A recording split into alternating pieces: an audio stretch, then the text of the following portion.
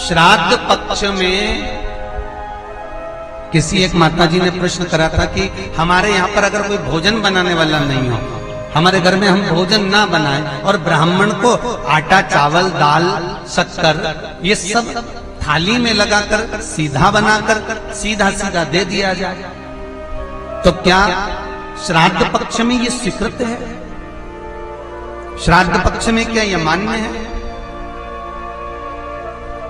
सीहोर से जब ऑनलाइन कथा चल रही थी चैनल पर, तो उसमें हमने वर्णन किया था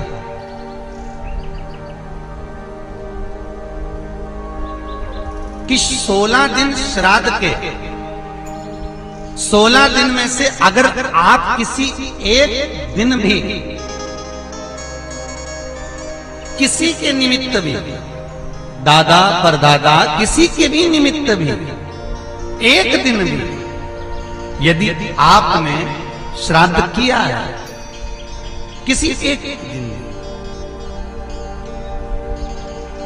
और वो श्राद्ध किया और भोजन बनाया, और भोजन बनाने के लिए जो अग्नि घर के अंदर गैस हो, अग्नि हो, चूल्हा हो, सिगड़ी हो, जो तुमने प्रकट किया है, जो अग्नि को प्रज्वलित किया है, उस अग्नि को हम भोजन बनाने के लिए श्राद्ध पक्ष में जब प्रज्वलित करते हैं, जलाते हैं, तो शिव महापुराण की कथा और लिंग पुराण की कथा, नर्मदा पुराण की कथा स्पष्ट कहती है कि उस घर में जो पितरों का दोष होता है, आहुतों का दोष होता है, वासुकों का दोष होता है, वो अग्नि को प्रकट करने से वो दोष धीरे धीरे समाप्त होने लगता है। इसलिए सीधा देने की जगह अग्नि को प्रकट भी करा जा सकता। अब दूसरा क्रम एक और आता है कि अगर गया जी कर दिए तो घर में अग्नि में धूप देना है कि नहीं देना, खीर पूरी अग्नि के ऊपर छोड़ना है कि नहीं छोड़ना, कंडा जलाकर धूप देना है कि नहीं देना। तो गरुण पुराण कहती है, शिव महापुराण कहती है, गर्ग संहिता कहती है कि जब अगर हमने गया जी का पिंड दे दिया, गया जी का पिंड देने के बाद घर में अगर हम आ गए और आने के बाद कंडे को जलाकर धूप नहीं दी जाती, केवल गाय का निकलेगा, ब्राह्मण का निकलेगा, स्वान का निकलेगा, कौवे का भी नहीं निकलेगा। यदि आप गया जी होकर आ गए और होकर आने के बाद आपके कुल में, आपके गोत्र में कोई शांत हो गया, तो फिर वापस धूप दिलाना प्रारंभ हो जाता है, फिर वापस फिर धूप देना पड़ता है। गरुण पुराण में कहा गया, जब पितरों को बहुत भोजन मिलने लगा श्राद्ध पक्ष में, तो उनको अजीर्ण होने लगा, वोमिटिंग करने लगे, पितर और रोने लगे कि हमको इतना भोजन मिल रहा है, हम इतना खा रहे, पच नहीं रहा, क्या करें। सारे पितर दौड़कर ब्रह्मादेव के पास पहुंच गए, ब्रह्मा जी कृपा करिए। ब्रह्मदेव भगवान विष्णु के पास ले गए पितरों को। भगवान विष्णु ने पूछा क्या हुआ, तो कि महाराज जी ये पितर रो रहे हैं। क्यों? कि 16 श्राद्ध में इनको खाने को मिलता, साल भर तो मिलता ही नहीं, एक बार जब जम के मिलता है तो डट के खा लेते हैं, और डट के पितर खा लेते हैं तो वो अजीर्ण हो जाता है। क्या करें? सब लेकर भगवान शंकर जी के पास गए। भोलेनाथ जी से पूछा प्रभु क्या करें। शंकर जी ने उसी समय पर अग्निदेव को बुलाया। अग्निदेवता जरा इधर आओ। अग्निदेव बोले बोलो प्रभु क्या बात है। शंकर भगवान ने कहा सुनो अग्निदेव,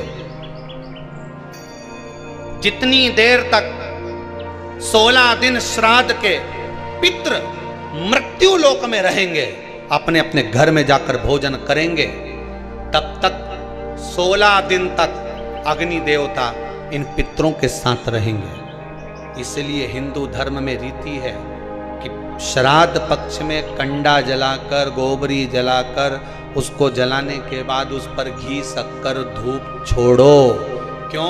क्योंकि तुम्हारी धूप छोड़ने से, तुम्हारी सांकल्य छोड़ने से, अग्नि में एक ग्रास देने से, अग्नि में एक भाग प्रदान करने से, जरा सी सांकल्य देने से तुम्हारे पितृ खुश हो जाते हैं। क्यों?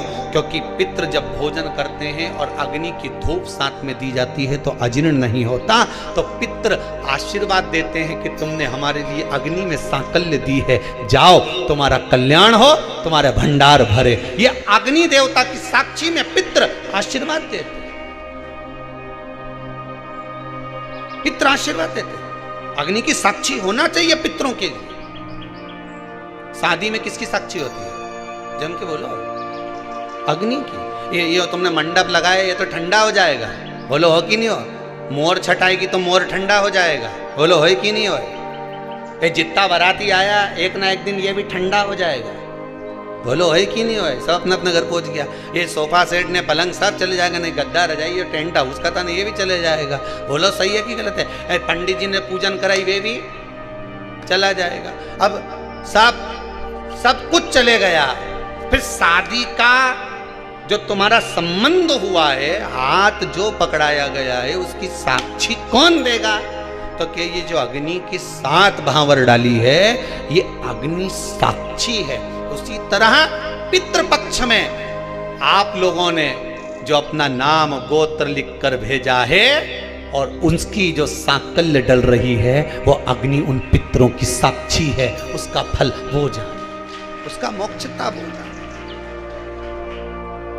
स्वान को, कौए को श्राद्ध पक्ष में जब भोजन दिया जाता है, भोजन हम प्रदान करते हैं स्वान को, कुत्ते को और कौवे को। व्यक्ति के जीवन से 2 चीजें इनको भोजन देते समय चली जाती है। पहला, व्यक्ति का अहम क्या चले जाता है? अहंकार। दूसरा, बुद्धि में किसी दूसरे के प्रति अगर गलत विचार आ रहा तो वो विचार समाप्त हो जाता। श्रेष्ठ विचार। पहले हमारे हिंदू धर्म में एक नियम था पक्षियों को दाना देने का, था कि नहीं था? कि पक्षियों को लोग दाना देते। दाना देने का कारण बड़ी प्रसन्नता होती है। जब आप लोग कई पक्षियों को दाना देने जाओगे, ऐसे पटकोगे, पक्षी उड़ के आएंगे, खाएंगे, उड़ के जाएंगे, आप थोड़ा सा आगे बढ़ेंगे, फिर उड़ेंगे, बड़ी प्रसन्नता होती है। कारण क्या है? पक्षियों को दाने का हमारे हिंदू धर्म में प्रमाण क्यों कहा गया? उसका केवल एक कारण है कि हमारे भीतर जो किसी के प्रति बैर भाव होता है, हमारे भीतर किसी के प्रति कपट भाव होता है, पक्षी को दाना देते समय वो कपट, वो बैर भाव समाप्त हो जाता है। पक्षी को दाना